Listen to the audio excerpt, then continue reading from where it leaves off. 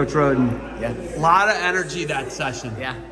Is it hard to have a lot of energy when it's 110? It is hard, but I think that's kind of part of the adversity, right? Like people in wrestling or just do weird things or hard things, and it makes you great. So I think this was just one more adverse thing that we had to kind of go through, and these kids, you know, were a little bit flat at the beginning, and part of that's because of the crazy weather, man. It's freaking hot as heck.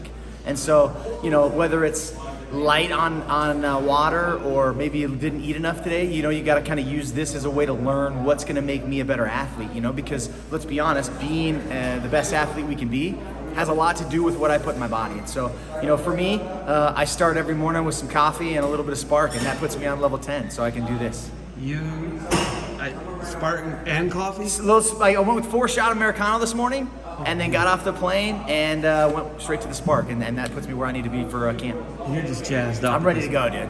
I could tell. So when we come here, junior college, you guys are back-to-back junior college national champions. Yeah. That's three. That's three. Okay, we just held three up. Three's up. Three's up. Yeah, we chucked up a 3. But when you look at you know, what you guys have to do, the athletes that you have to win 3 titles in a row. Yeah. It is not easy because you only have the guys for 2 years. Sure. Sometimes you'll have somebody, in the rare case, where they wrestle, redshirt wrestle. Right. But normally it's 2 years. Yeah, we legit had only one guy on this year's team, Zeth Brower, who ironically enough won the national championship for us by winning his own individual title, who was on the 2019 team. So 9 other guys were different guys that weren't even in our program. And so, you know, that turnover is real at junior college, not just for Clackamas, but for everybody, right? Like, that's a real issue where in our case, we graduate guys at about an 80% graduation and 4-year transfer rate in 2 years. And so there's a lot of turnover, revolving door really, where people text you and say, hey, what weights are you looking for? It's like, we're looking for all weights, man, every year. So where it's a benefit at 4-year colleges, you can have guys for 4 or 5 years, but with the COVID year, maybe it's 7 years, you know, guys are getting their doctorate or something Really? like No, that. seriously. I mean, genuinely, you have guys that are coaches, in most cases they're a graduate assistant at that point, but they're on your team in some of those programs for the next year or so. And so that's awesome to have that, where we don't get that. So our oldest guy is 19, 20 years old, helping us lead the team. And so, you know, that's part of the junior college experience, and part of what we've gotten better at, I think, is just building that sense of community and that sense of ownership around being a good athlete, good student, and a good member of the program. I mean, Amin and Micic, they can come back next year. I know. Think about that. Yeah, it's that would crazy. be their 7th year, I believe. Yeah. That is what. That's crazy. You're gonna have Dr. Kemmerer down in Iowa. Yeah, sure, right? I mean, there's some good. a lot of examples. There's some good dudes that get an opportunity to keep watching them wrestle. So. And they're really good guys. Awesome. That's what's crazy about it too. But so you guys get the goal for you, and this ultimate goal for junior college.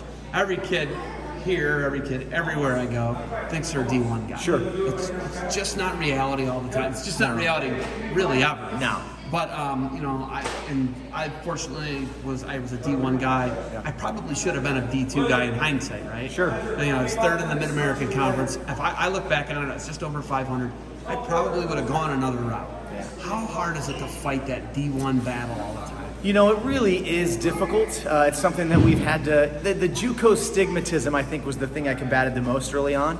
Because, you know, only dumb kids go there or something, you know? And so you fight that until you have a program that's established well enough that 80% of at-risk student population is graduating in 2 years. That's a really big deal. I mean, our general population graduates at 35% in 2 years. And so that's a huge deal. And so for us, it's been build that first.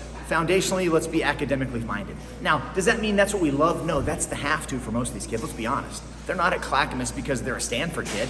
They're at Clackamas because maybe they like wrestling more than school.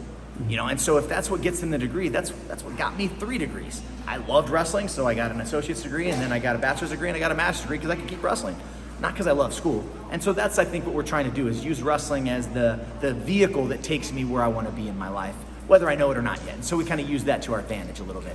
The D1 thing, it's hard, man. Think about it. What are there? Let's say there's 80 schools, 90 schools. That's 800 or 900 opportunities to wrestle on a team at the end of the year. That's not very many when we're talking California alone has like 20,000 wrestlers. You know what I mean? So there's lots of other opportunities at other divisions where you could come and wrestle at Clackamas, get exposure, and then get yourself to where you want to be. And we've shown that we can do that with lots of kids. Eliezer DeLuke was at Rutgers. Robbie Rosalino was at NC State. Cole Doyle at Oregon State. Austin Moorhead, Oregon State. I mean, our guys are all over the country, really, and at all kinds of other divisions. You know, Grandview's got a couple of our kids now, and Our national champ this year, Zeth Brower, is heading off to Lander, and then 2 guys going to Oregon State. So, I mean, it continues to be the case where guys are getting their degrees, and you can't do some of that stuff without doing the academic piece. And that's the cool part, is we sell them on, hey man, there's money to be made by doing well in school. So there's been a huge shift in me being a teacher. I started being a teacher in 2003. Fall of 2003 was my first year as a full-time teacher. I remember coming out of school, I graduated from Penn State, and my big thing was, I think everyone's got to go to college. Yeah. That is not the case anymore. Right. You don't need a 4-year degree anymore. No. And a lot of the time, it's just a 2-year degree that you need, which is what you guys offer in associates. Yep. And that, for people who don't understand how junior college works, you have to graduate with the associates to move on then to NAIA D1, 2, or 3. Correct. People don't understand that. Right. No, that's a true thing. NAI would be the only exception where I could earn a certain number of credits. They have to be, 36 hours after a year, 72 hours after 2 years, so that we can move on to that division. We can do it without the associates. However, the rest of the divisions, we got to have that associate's degree. To your other point, a lot more research is saying, hey, if you can come to Clackamas and get a welding degree, you can make 6 figures. Because a lot of tradesmen are aging out of the trades. And so what jobs are popping up? Trades that we offer degrees or certificates in. So you can come in and get a welding degree, automotive, auto body, mechanic. We're doing wind turbine industry now. We're doing engineering for an associate's. We're doing computer science as an associate. So all of these degree programs offer huge pay on the other side of just 2 years. You don't have to go into, the $100,000 debt, which is the sell that we get to make, where you can come here and pay $5 or $6 grand and go to school for 1 year, and then 2 years is 12 grand, and I'm out and I'm making some real money. And so, So do you guys offer like a forestry management, like any type of? So we have horticulture. We have horticulture. We have fire science, EMT basic, nursing, and all of these are 2 years. Different types of degrees that fit. Now, there's a lot of different trades that you can earn and then go right into the workforce. There's small business development classes that you can take an internship in, and then I'm working real world work, earning real money sooner than I would if I got an MBA or something like that. So you are from Crook County, right? Crook County High School in Pride. So Huff Daddy's over there. Huff Daddy is Huff over Daddy there. stayed with me for the NCAAs when you He's my dog, dude. I love that guy. Really good Yeah. guy, but they have hard-nosed guys. Yeah. There's a lot of really good programs on the West Coast. But what I've noticed about you and what you and I talked about is you've done a really good job of getting in the Lehigh Valley. Yeah. And I know you know this. Lehigh Valley's 1, 2, 1, 2, 3, interchangeably in that order. 1, 2, or 3 every year as far as recruiting goes. Right. For D1, 2, and 3. Yeah. No, without question, I think part of it for us was establish the academic piece. The second part was start winning California, because other schools that I'm not going to say on here were winning in California at the junior college level. And we did that with my associate head coach, Brett Sanchez. He was a Clovis High kid. Clovis High had 5 state titles in a row. We picked him up. He helped us recruit that place. And then a guy named Tyrell Fortune helped us recruit everywhere else, because he was the #1 kid in the country at the time when he came to Clackamas. That helped us propel us in that recruiting class. We got a kid named Kagan Hanlovic, Easton High School kid, Jordan Oliver's teammate and good friend from Easton. And that really started the trend for us. And what is more important than just getting kids is having them be successful on the mat and in the classroom. And then that spreads to us getting more kids. And that's really what happened. I mean, I saw Coach Powell at NHSCA's one year. He's like, hey, this guy right here, he saved a guy's life. I didn't really save anyone's life. I held him accountable, got him a degree, but he took it as that. And so we got to get more kids from Easton. And that led to Robbie Rizzolino, and now it's Cameron Enriquez, and it's Marcus Branford, and it's Andrew Balukis, and Andrew Smith from Nazareth just signed with Clackamas. All these guys that are legit dudes from an area that we all know is well respected in wrestling. And now they're coming out to the West Coast and to God's country and helping us be relevant out here in the West. The greatest mind in wrestling, Willie Sailors. His nephew wrestles. His nephew, the Brain, and I don't want to slap him on the back too hard because he likes to do that for himself, but he has a nephew who wrestles at Clackamas, and he's part of the Clack biz, as we say. Who's his nephew? Marcus Branford. Our 141 pounder. He was 3rd this year for us, had a great year. He actually lost to the kid from Northwest Kansas, who's ranked like 15th in the world in the freestyle. Mongolian kid. 7'6", nice, great match in the semis there. Okay, so you guys had a really weird year, COVID year. Yeah. You guys, you battled like Stanford battled, very similar battle. Yeah. In the sense that training was real sparse because you had no access to your room and facilities. How do you have little to no access to your room? You had under a month of access to your room, correct? Oh, more than that. We got into our room in March, and then the Nationals was the end of April. You So had your maybe room it's for a month. 5 weeks max. Yeah. Okay. Yeah. How that's do you, fair. how do we do it? How Check do you this. spend I mean, third grade? How do you do it? genuinely, we did yoga in our room in the fall, and that was the max of our ability to be in the room. And it was in 6-foot spacing, cohorts, you name it, because it was harder in Oregon than most places. Masks on. We didn't get to a place where we were allowed to test ourselves and work out until March. And that made it hard because we didn't get the yes at the lower divisions in Oregon until March. The Division I schools got the yes earlier, and so you saw the Oregon State, Portland State basketball teams being able to do some things earlier than we were. And it took a little pushback from the state, sports groups at large to kind of get some traction for the small colleges. And which true to form, I think small colleges get overlooked a little bit, so we had to fight a little bit for that. Early on it was a lot of running and a lot of lifting, to be honest with you. It really was. We were being good soldiers. We want to follow what we're asked by our college's administration, and we did a great job. Honestly, our kids did a great job. There's a ton of adversity, way too much for our conversation here, but it went literally like this. Wildfires make us evacuate in September in our fall camp because they threatened the college. We get COVID, so we didn't get as much training. Our team got COVID in November, shut down the athletics department until December. An ice storm shut the campus down for a week and a half because 250,000 customers in the area lost power because we got such a heavy ice storm. Portland General Electric's problem. Legit, dude. John Watkins, I'll let him know. I'm gonna let him know about it. I told you, my best friend from childhood runs. Yes. He's the head electrical engineer. The guy. One of the head. And they had a bunch of lines down. To their credit, they got everybody back. But it was wild. Like, we had all these obstacles, and then we had the no training, go to Coeur d'Alene where we could wrestle because their state was open and ours wasn't. We could practice there for a week. We took a week camp, practiced, then we'd wrestle in a duel, and then we'd go back in quarantine.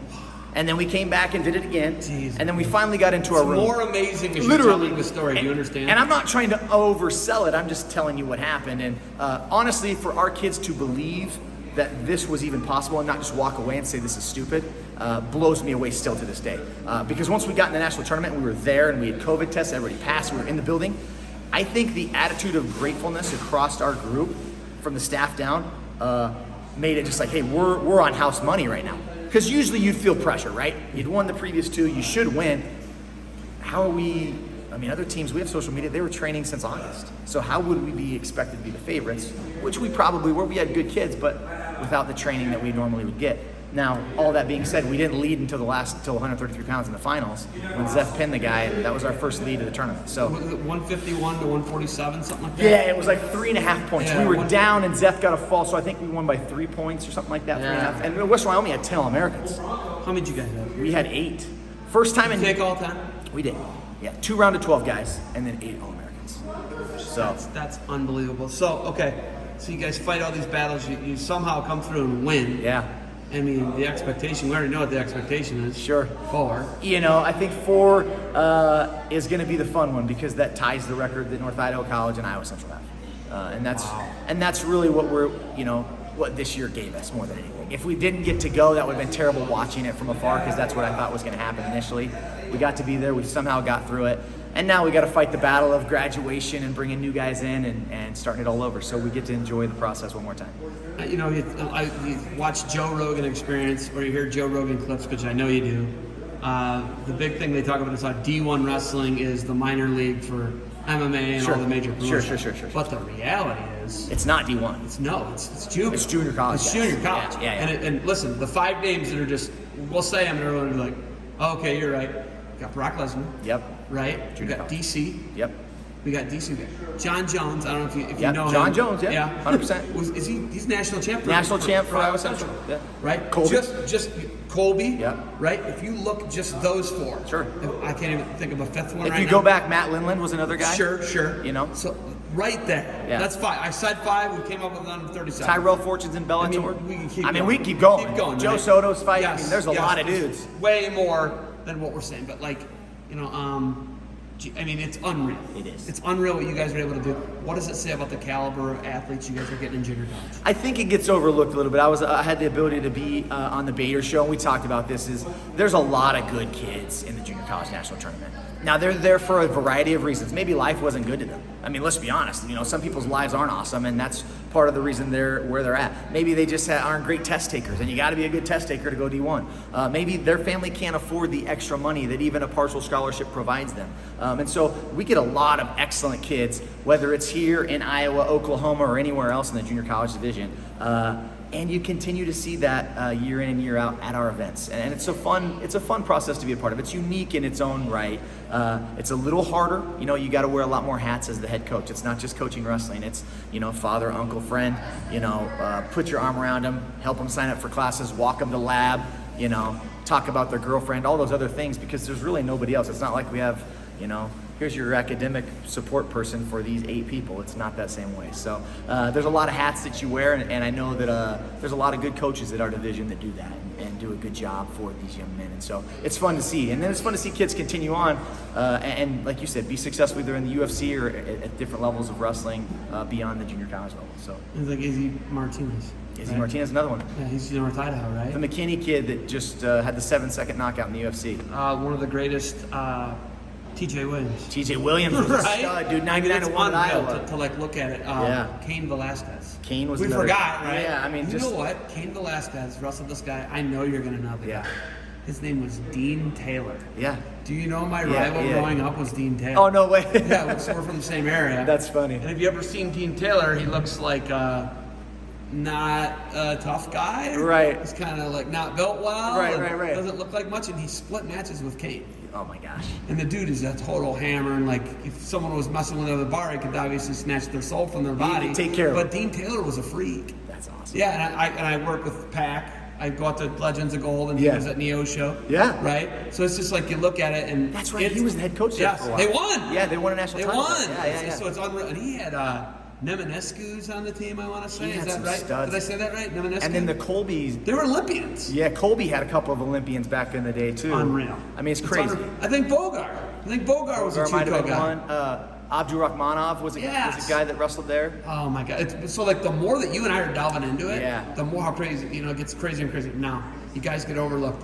You did say you're on the Bader show. Yeah. You had to win 3 titles to get there. Yeah. And ask them nicely. And then also you guys don't get covered. They finally picked up your championships. Yeah. You started covering it probably 3 years ago. 3 or 4 years ago. Yeah. So picked up the rights. There's no coverage of it. Yeah. There was no coverage of it. There is now. I was out there all the time and still never. And I was in Oregon City one time, and I tweeted something out, and you contacted me. Yeah. But I'm like, dude, I'm already at the Yeah. Right? So it's like even hard to get people out there to see the place. Sure. People don't know anything. What's it like to finally get some recognition and have people talk about you and talk to you?